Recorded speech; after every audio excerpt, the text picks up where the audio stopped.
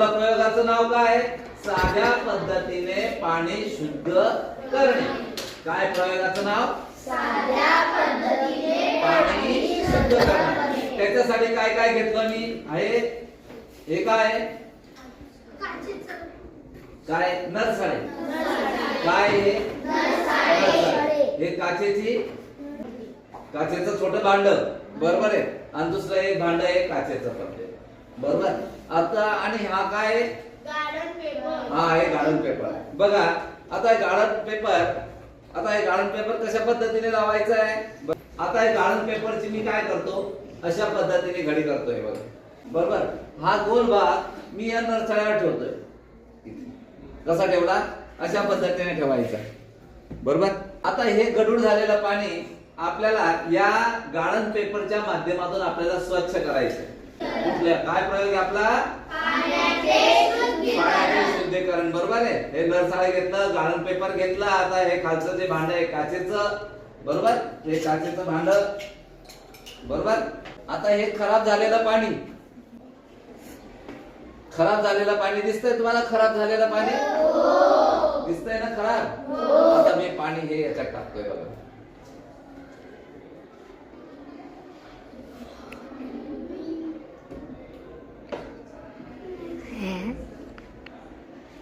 तुमच्या लक्षात येईल, नरसाळ्यातून खराब झालेलं पाणी आपण टाकलेलं आहे नरसाळ्यात, बरोबर. ते खराब झालेलं पाणी थेंब थेंब थेंब थेंब टपकतंय बघा. पुन्हा पाणी टाकतो.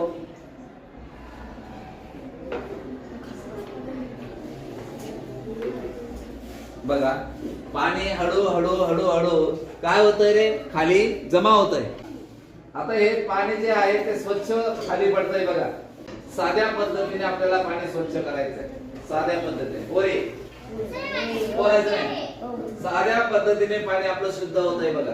बघा पहिलं पाणी कसं होतं? पहिलं पाणी बघा आणि दुसऱ्या पाण्यामध्ये बघा काय फरक आहे? बदल झाला का? पहिल्या पाण्यामध्ये दुसऱ्या पाण्यामध्ये बदल झाला?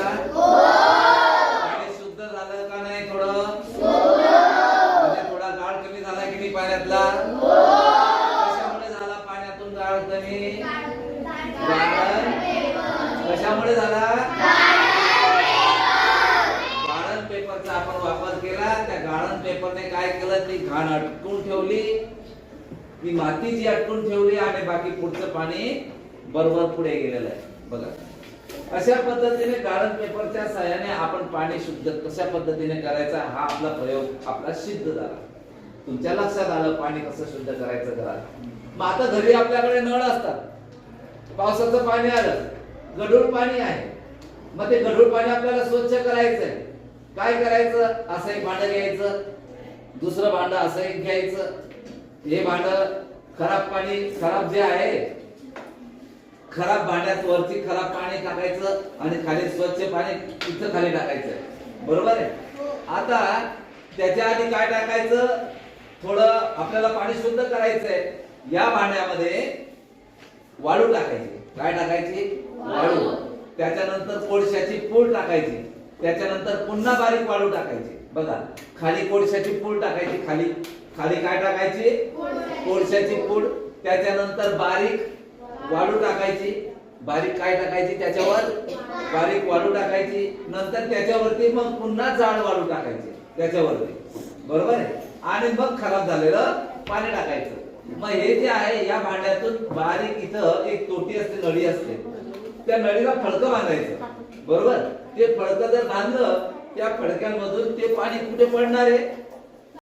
या भांड्यात, खालच्या भांड्यात पडणार आहे. कोणत्या भांड्यात पडेल? खालच्या भांड्यात पडेल. म्हणजे पाणी शुद्ध राहील का अशुद्ध राहील? शुद्ध पाणी राहील. म्हणजे थोडासा फरक नक्की पाणी पडणार आहे की नाही? म्हणजे खराब जे पाणी होतं त्याच्यातला कचरा असेल, माती असेल, गाळ असेल, तो काय झाला? तो वरच्या या वाळूमुळे, रेतीमुळे, तसंच कोळशामुळे तो जसा वरती राहून गेला आणि पाणी चांगलं खाली गळत गेलं फडक्यामधून, बरोबर आहे. बघा आता आपण पुन्हा बघा आता हे पाणी आपण फेकून देऊ. बघा आता हे पाणी दिसतंय तुम्हाला? पुन्हा हा जो गाळण कागद आहे हा पहिला गाळण कागद आपण काढून घेतला, दुसरा गाळण पेपर घेतला.